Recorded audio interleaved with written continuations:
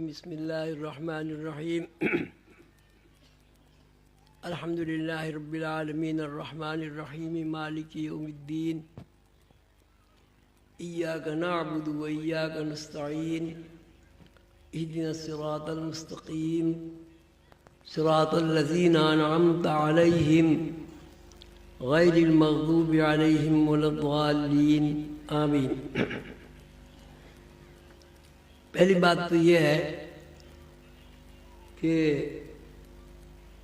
2 سال پہلے جو میں بیمار ہوا تھا، باوجود علاج کے، پرہیز کے اور روزانہ 22 گولیاں کھانے کے، ابھی تک صحت اس طرح بحال نہیں ہوئی جس طرح میری صحت پہلے تھی۔ دوسری بات یہ ہے کہ ڈاکٹروں نے مجھے لاؤڈ اسپیکر پر بھی بولنے کو منع کیا ہے اور ٹیلی فون کان سے لگا کر سننے کو بھی منع کیا ہے۔ اس کی وجہ علاج کا ایک حصہ ہے۔ تو ڈاکٹروں کی رپورٹ کے مطابق میرے دماغ کے 5 سیل بالکل جل گئے ہیں اور دل کے 3 وال بالکل کام نہیں کرتے، بلکہ آپ لوگوں کی دعا سے اور اللہ تعالیٰ کے فضل و کرم سے اور حضور قلندر بابا اولیاء رحمۃ اللہ علیہ کے خصوصی توجہ سے دل کے اوپر، وال دل کے اندر ہوتے ہیں، دل کے اوپر کچھ باریک موٹے ڈورے کی طرح رگیں ابھر آئی ہیں، جن رگوں کے اندر خون دوڑنے کی وجہ سے میں اپنے بہت سارے کام کرتا ہوں۔ یادداشت میری تقریباً بہت زیادہ متاثر ہو گئی ہے۔ تو میں یہ سوچ رہا ہوں کہ میں کہاں سے بات کروں، کہاں شروع کروں۔ دوسری بات یہ کہ میں اگر کچھ دیر بولتا ہوں تو میرا سانس چڑھ جاتا ہے اور دل کے اوپر ٹھیک ٹھاک دباؤ پڑتا ہے۔ تو اس لیے وہ پہلی والی بات تو میرا خیال ہے مشکل ہوگی کہ مجھے بتایا، بھائی جان نے وہ کارڈ بتایا کہ میں اسکینڈینیویا گیا تو وہاں کچھ لوگوں نے میرے لیے اچھے الفاظ استعمال نہیں کیے۔ وہ تو ٹھیک ہے، میں اچھا ہوں ہی نہیں۔ تو وہاں دوسرے صاحب نے کہا کہ بھائی تم بھی اس تقریر میں موجود تھے۔ عظیمی صاحب نے الحمدللہ رب العالمین کے اوپر 3 گھنٹے 15 منٹ تک تقریر کی ہے، صرف الحمدللہ رب العالمین۔ تو اب وہ بات مولی مدن کسی والی تو ہے نہیں۔ بہرحال میں کوشش کرتا ہوں کہ چند بنیادی باتیں ایسی عرض کروں جو میرے بھی کام آئیں اور آپ کے بھی کام آئیں۔ اور یہ باتیں میں پہلے بھی مختلف تقاریر میں، مختلف پیراؤں میں، مختلف مثالوں کے ساتھ آپ حضرات کے سامنے بیان کر چکا ہوں۔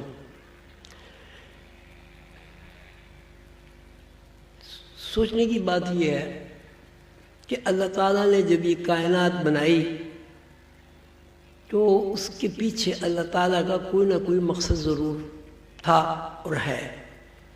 اتنی بڑی کائنات بنائی، پھر اس کائنات کو بنانے کے بعد اس کی ذمہ داری قبول فرمائی اور انسان کو، حیوانات کو، چرندوں کو، پرندوں کو، درختوں کو، شجر کو، پہاڑوں کو اس طرح تخلیق کیا کہ ہر مخلوق دوسری مخلوق کے کام آ رہی ہے۔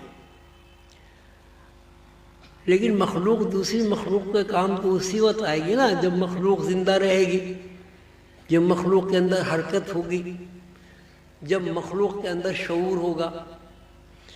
تو آپ یہ دیکھیں کہ زمین کے اوپر کائنات تو بہت بڑی ہے، زمین کے اوپر جتنی بھی چیزیں ہیں، وہ شجر ہوں، حجر ہوں، پانی ہو، زمین ہو، حشرات الارض ہوں، کوئی بھی مخلوق ایک نظام کے تحت کام کر رہی ہے۔ پہلی بات تو یہ ایک نظام کے تحت کام کر رہی ہے۔ وہ نظام یہ ہے کہ مخلوق عدم سے وجود میں آتی ہے، یعنی پیدا ہوتی ہے، وہ ایک دور گزارتی ہے بچپن کا، پھر لڑکپن کا، پھر جوانی کا، پھر وہ ماں باپ بن جاتی ہے اور اپنی نسل کو چھوڑ کر اس دنیا سے رخصت ہو جاتی ہے، غائب ہو جاتی ہے۔ اور یہ ایسی صورت ہے کہ اس میں نہ کوئی انسان کی خصوصیت ہے، نہ کوئی گائے بھینس بکری کی خصوصیت ہے، نہ پرندوں کی خصوصیت ہے، نہ حشرات الارض کی خصوصیت ہے، نہ زمین کے اوپر جو مخلوق ہے اس کی خصوصیت ہے، نہ زمین کے اندر جو مخلوق ہے اس کی خصوصیت ہے۔ ہر چیز پیدا ہو رہی ہے، بچپن گزار رہی ہے، جوان ہو رہی ہے، نسل چلا رہی ہے، بوڑھی ہو رہی ہے اور مر رہی ہے۔ اور اس مرنے کے پیچھے فنا ہونا نہیں ہے، مرنے کے پیچھے اپنے نمائندگی کو برقرار رکھے ہوئے ہے۔ مثلا ایک گیہوں دانہ آپ زمین میں بوئیں، اب اس کے اندر سے 1 2 5 7 بالیں نکلتی ہیں، اور ان بالوں کے اندر جو گیہوں ہوتا ہے وہ تقریباً 1500 دانے ایک دانے سے ملتے ہیں۔ اسی صورت سے آپ آم کی گٹھلی زمین میں بو دیں، آم نکل آئے گا۔ اس ایک آم کی گٹھلی سے کوئی ایسی متعین تعداد نہیں ہے کہ آپ کہیں جی ایک آم سے 10 آم نکلے ہوں۔ ایک آم سے 1000 آم بھی نکل سکتے ہیں، ایک آم سے 10,000 آم بھی نکل سکتے ہیں، اور ایک آم سے 100 آم بھی نکل سکتے ہیں۔ اسی صورت سے آدم ہے، آدم بھی ایک درخت کی طرح ہے۔ آدم و حوا کی جو مخلوق چلی اس کی بھی یہی صورت رہی، پیدا ہوئی، جوان ہوئی، بوڑھی ہوئی، مر گئی، اور اپنے پیچھے بہت ساری اپنی نشانیاں چھوڑ گئی۔ مثلا ایک ماں باپ جب اس دنیا سے رخصت ہوتے ہیں تو ہمارے ہندوستان پاکستان میں چونکہ بچے زیادہ ہوتے ہیں تو ایک ماں باپ تقریباً 40 بچے تو ضرور ہی چھوڑ جاتے ہیں۔ 60 تک بھی نوبت ہوتی ہے، جیسے بنگال میں میرے خیال ہے 100 ہی ہو جاتے ہوں گے۔ تو یہ ایک سلسلہ ہے، لامتناہی سلسلہ ہے، کب سے چل رہا ہے، کب تک چلے گا اس کا کسی کو علم نہیں ہے۔ تو یہ اتنا بڑا سسٹم اور اتنا بڑا سلسلہ جو چل رہا ہے، مثلا انسان پیدا ہو رہا ہے تو گیہوں بھی پیدا ہو رہا ہے۔ اگر انسان کے لیے گیہوں پیدا نہیں ہوتا تو انسان ویسے ہی مر جاتا۔ ہوا، پانی اور دوسری سبزیاں، پھل فروٹ، پرندے، چوپائے، یہ جس طرح انسان پیدا ہو رہا ہے اسی طرح بکرے بھی پیدا ہو رہا ہے۔ بہت بہت زیادہ غور طلب ہے، جس طرح انسان پیدا ہو رہا ہے اسی طرح بکرے بھی پیدا ہو رہا ہے، اس طرح گائے بھی پیدا ہو رہی ہے، اسی طرح بھینس بھی پیدا ہو رہی ہے۔ جس طرح انسان کی ماں اپنے بچوں کو دودھ پلا رہی ہے اسی طرح ایک بھینس بھی اپنے بچوں کو دودھ پلا رہی ہے، لیکن اس دودھ میں اتنی افراط ہے کہ وہ اپنے بچوں کے علاوہ انسان کو پلا رہی ہے۔ تو یہ ایک سلسلہ ہے، چونٹی سے لے کے ہاتھی تک ایک ہی قانون ہے، ایک ہی طریقہ ہے، پیدا ہونے کا، جوان ہونے کا، بوڑھے ہونے کا، مر جانے کا۔ پھر آپ آسمان کو دیکھ لیجئے، سورج روز نکلتا ہے، روز غروب ہو جاتا ہے، چاند نکلتا ہے، غروب ہو جاتا ہے، رات پیدا ہوتی ہے، دن غائب ہو جاتا ہے، دن پیدا ہوتا ہے، رات غائب ہو جاتی ہے، دن میں روشنی ہوتی ہے، رات میں اندھیرا ہوتا ہے، لیکن رات کے اندھیرے میں ستارے ایسی روشنی فراہم کرتے ہیں کہ جس سے مسافر اپنے راستے تلاش کرتے ہیں۔ تو یہ جو نظام کائنات ہے، اس میں ایک تواتر ہے، اس میں ایک توازن ہے۔ فَلَن تَجِدَ لِسُنَّتِ اللَّهِ تَبْدِيلًا وَلَن تَجِدَ لِسُنَّتِ اللَّهِ تَحْوِيلًا۔ اللہ کا جو شعار ہے، اللہ کا جو شعار ہے، اللہ کا جو طریقہ کار ہے، اللہ کا جو تخلیقی رموز ہیں، ان میں رد و بدل نہیں ہوتا۔ فَلَن تَجِدَ لِسُنَّتِ اللَّهِ تَبْدِيلًا وَلَن تَجِدَ لِسُنَّتِ اللَّهِ تَحْوِيلًا۔ اس میں نہ رد و بدل ہوتا ہے اور نہ اس میں تعطل واقع ہوتا ہے، ختم بھی نہیں ہوتا وہ۔ مثلا کب آدم پیدا ہوئے، کوئی کہتا ہے ارب سال ہو گئے، کوئی کہتا ہے کروڑوں سال ہو گئے، کوئی کہتا ہے لاکھوں سال ہو گئے۔ لیکن جس طرح گندم کا دانہ زمین میں ڈالنے کے بعد گندم کی بالیں نکلتی تھی، آج بھی گندم اسی طرح اگ رہا ہے، آج بھی آم اسی طرح ہو رہا ہے، آج بھی سیب اسی طرح ہو رہا ہے، اور آج بھی انسان کی پیدائش اسی طرح ہو رہی ہے جس طرح درختوں کی پیدائش ہو رہی ہے۔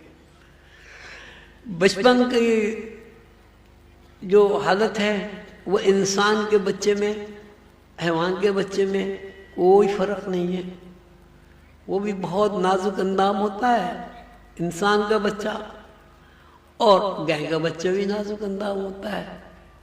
انسان کے بچے بھی ماں کا دودھ پیتا ہے، گائے کا بچہ بھی ماں کا دودھ پیتا ہے۔ انسان کا بچہ بھی جوان ہوتا ہے، گائے کا بچہ بھی جوان ہوتا ہے۔ انسان کا بچہ جوان ہو کر شادی کرتا ہے اور اس کے بہت سارے بچے ہوتے ہیں، کتے کے بچے بھی ہوتے ہیں، جب وہ جوان ہوتا ہے اس کے بھی بے شمار بچے ہوتے ہیں۔ ایک ماں اپنے بچے کو جب دودھ پلاتی ہے تو اس کی آنکھوں میں خاص قسم کا نشہ آ جاتا ہے، خمار آتا ہے۔ اور میں نے بڑے غور سے دیکھا کہ جب ماں اپنے بچوں کو دودھ پلاتی ہے تو اس کی آنکھیں دیکھنے سے تعلق رکھتی ہیں، کیونکہ ہم لوگ غور و فکر نہیں کرتے، اس آنکھوں میں خاص قسم کی ایک ہلکا سا گلابی رنگ آتا ہے اور اس میں خمار نظر آتا ہے، اور کئی دفعہ اس خمار کا یہ حال ہوتا ہے کہ ماں دودھ پلاتے ہوئے باقاعدہ ایسا ہلتی ہے،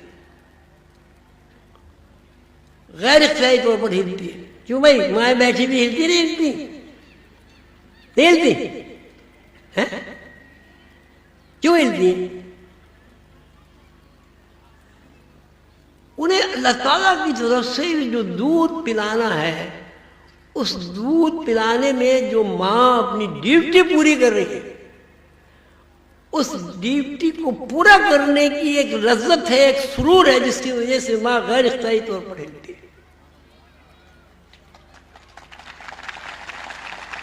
آپ دیکھیں، ماں کو دیکھیں، ماں رات کو بچہ سوتا ہے، پیشاب کر دیتا ہے تو ماں کیا کرتی ہے؟ بچے کو وہاں لٹا دیتی ہے جہاں خود لیٹی ہوئی ہے، خود وہاں لیٹ جاتی ہے جہاں بچے نے پیشاب کیا۔ بھئی کیا ضرورت ہے بھائی رات کو گیلا رہنے کی؟ اللہ تعالیٰ نے قرآن پاک میں فرمایا کہ ماں خود گیلے میں سوتی ہے، بچے کو سوکھے میں سلاتی ہے۔ اگر ماں کے اندر یہ جذبہ، اور یہ جذبہ جو ہے نا ماں کا کوئی ارادی طور پر نہیں ہوتا۔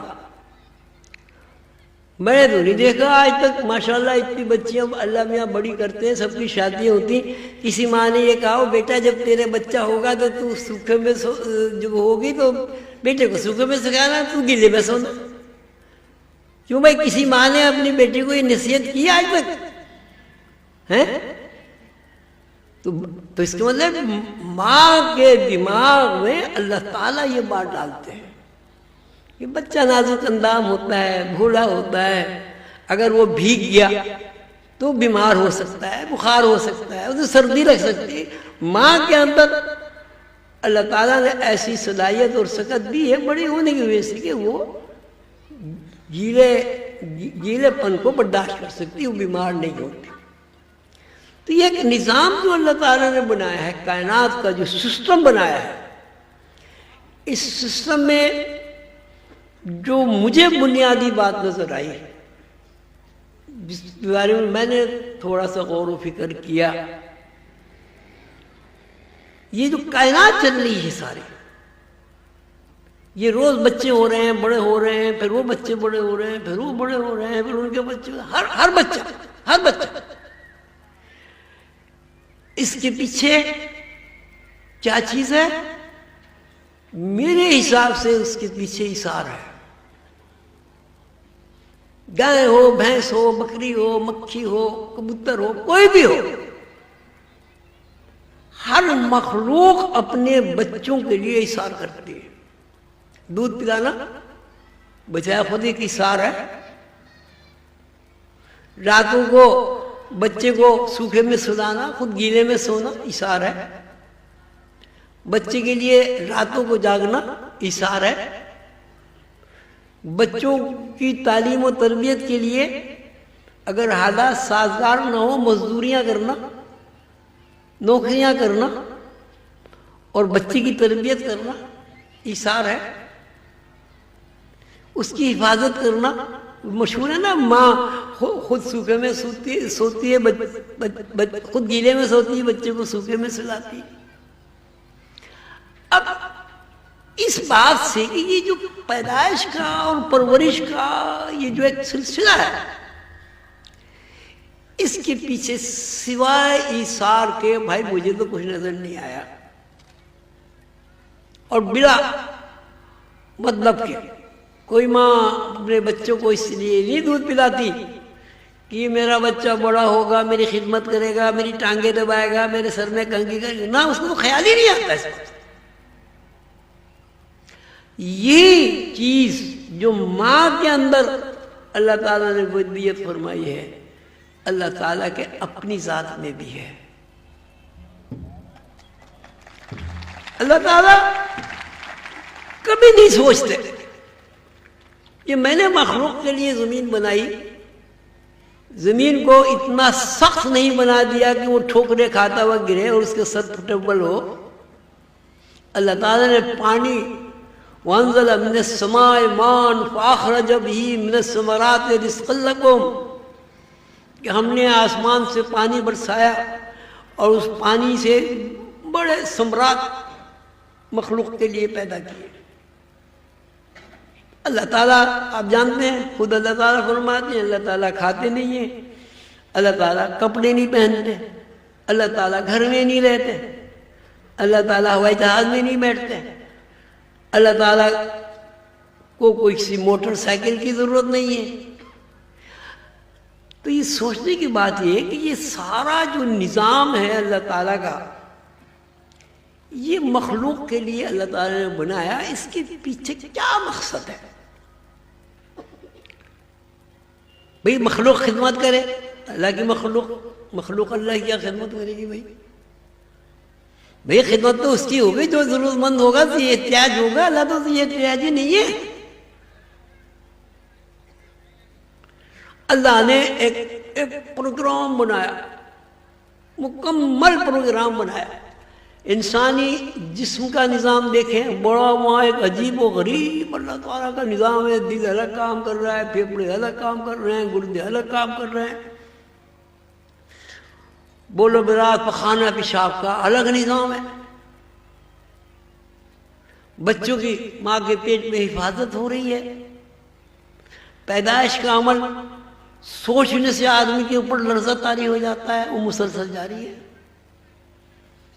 ماں کو اتنی تکلیف ہوتی ہے، اور بچہ ذرا بڑا ہوا، تھوڑا سا بڑا ہوا، اور ماں پتہ نہیں اس تکلیف کو کیسے بھول جاتی ہے، کیوں بھول جاتی ہے، پھر وہ کہتے اللہ توبہ توبہ، او توبہ، اب نہیں ہے یہ کام کرنا۔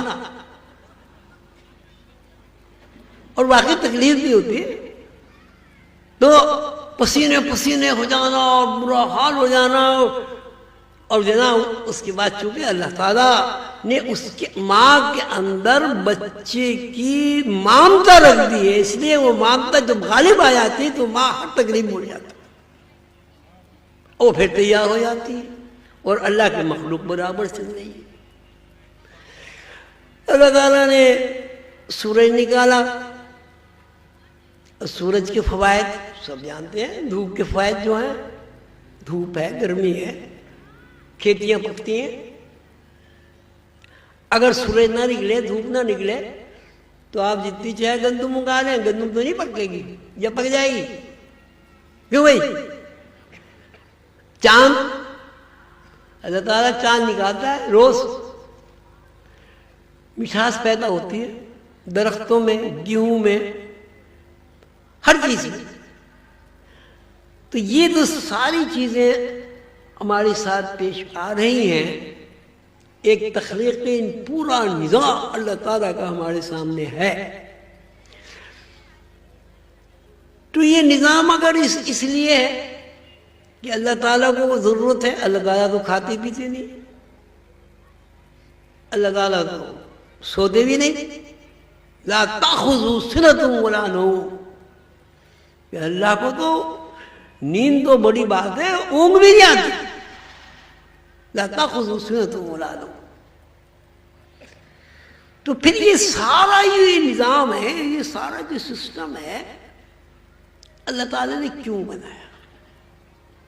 ہر بالغ باشعور آدمی کی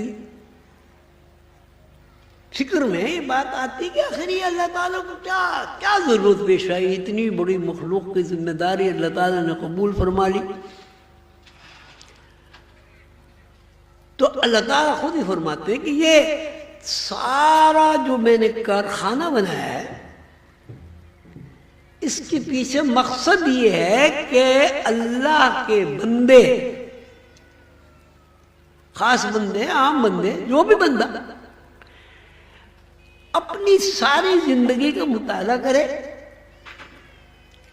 کہ ہم کس طرح پیدا ہوئے، کس طرح بڑے ہوئے، کس طرح ماں باپ بنے، کس طرح پھر ہمارے بچے ماں باپ بنے، پھر ہمارے بچے ماں باپ بنے، پھر ہمارے بچے ماں باپ بنے، یہ سب کیوں ہے؟ وما خلقت الجن والانس الا لیعبدون، کہ ہم نے جنات اور انسان کو اس لیے پیدا کیا ہے کہ ہم مفسرین کہتے ہیں کہ وہ عبادت کریں، یعنی عبادت کا مطلب ہے کہ وہ اللہ تعالیٰ کو پہچانے۔ اگر مخلوق نے اللہ تعالیٰ کو پہچاننے کا وصف اپنے اندر پیدا نہیں کیا تو اس کا مطلب یہ ہے کہ انہوں نے اللہ تعالیٰ کا جو مقصد ہے کائنات کا اس کو پورا نہیں کیا۔